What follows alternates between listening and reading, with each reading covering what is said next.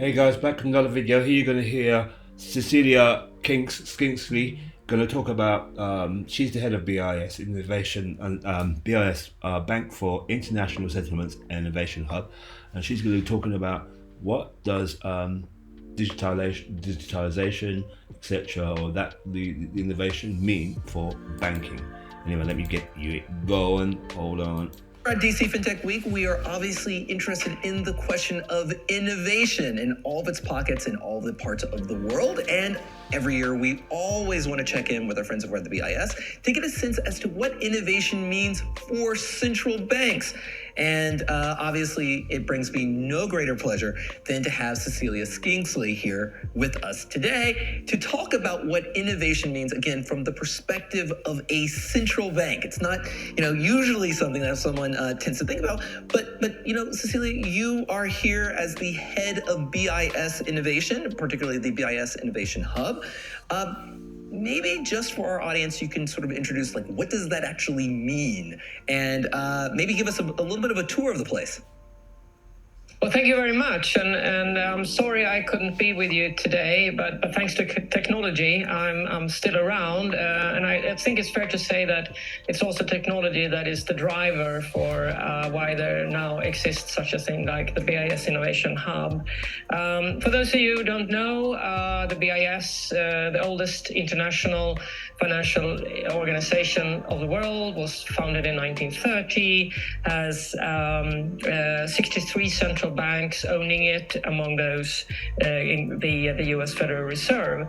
And the BIS Innovation Hub was set up in 2019, so it's now 4 years old, to serve as a platform for central bank innovation. And why is that? Well, there is so much going on in the tech space that central banks needs to follow and understand as they do their job. In the same way that they need to understand what's going on in the economy, also the technology is a critical feature. So we help them basically to follow, understand, but also experiment with new technologies, basically to see what are these new technologies mean for the financial systems and services as we know them, but also try to explore, can it be helpful to make central banks do a better job?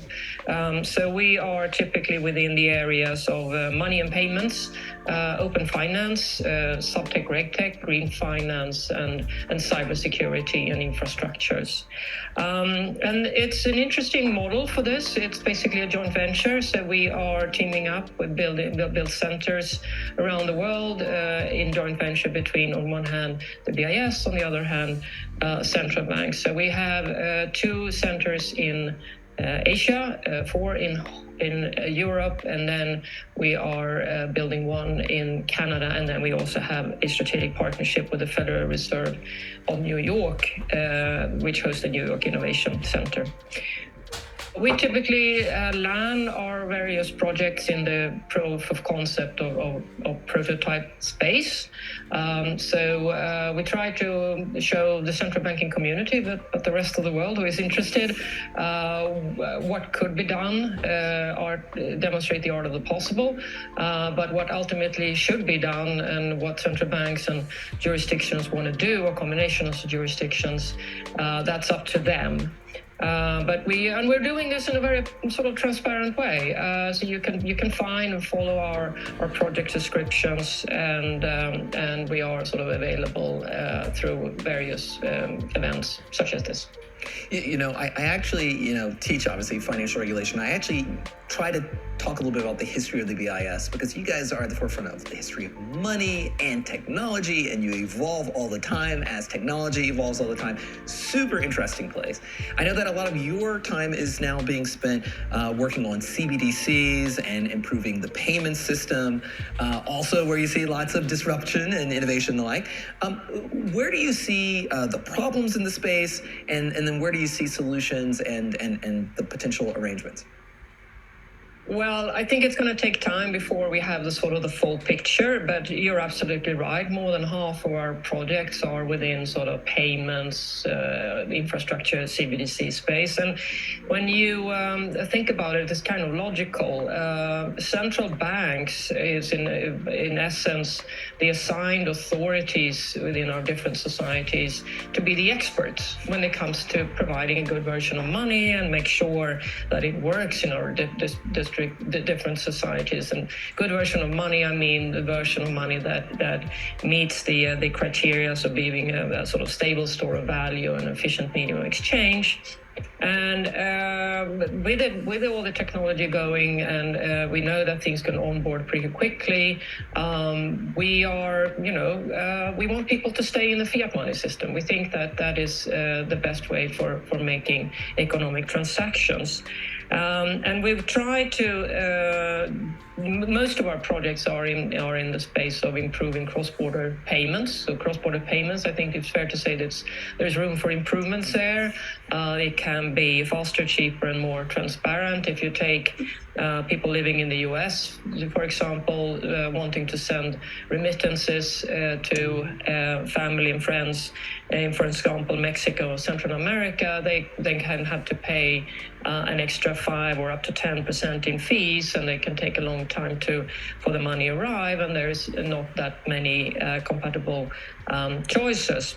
So we are in that field, and how do we do it? Well, we try first to improve what already exists, but we are also kind of looking into future issues, and CBDCs are an interesting such future thing. But let me first say a few words about what we try to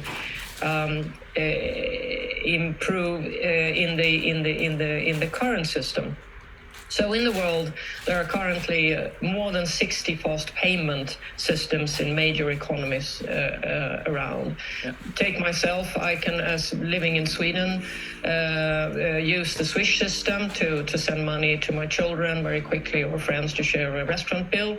And when I spend my life in Basel, in Switzerland, I can use the equivalent there, Twint, which is doing the same sort of operations, share a meal or sharing a gift to a colleague.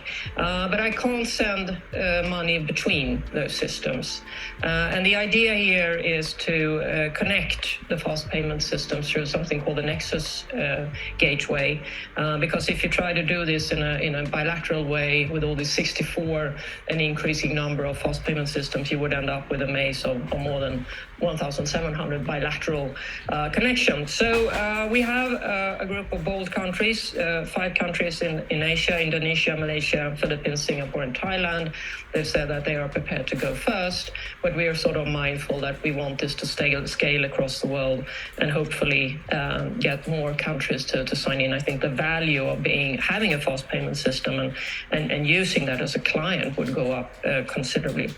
But we are also looking into CBDCs, and you can think about CBDCs in 2 ways.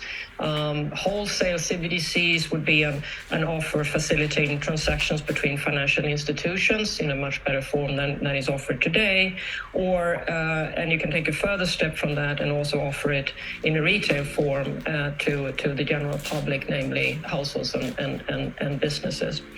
And why would that be interesting then, or worth the effort? Well, the way I'm thinking about it, and this is the short version of a long explanation, in a future society, if, and in many countries when, cash no longer work on our daily lives, but we still want to be ambitious as policymakers and make sure public policy objectives are being met around inclusion, efficiency, resilience, and people's public trust in the money, protecting the singleness of money, then retail CBDC should be there as an offer. And I say offer. I really think this is important, that this is not something that should be pushed upon individuals. It should be an offer from the society, and giving fundamentally people a choice what sort of way they want to access money and make their daily transactions in a digitalized world.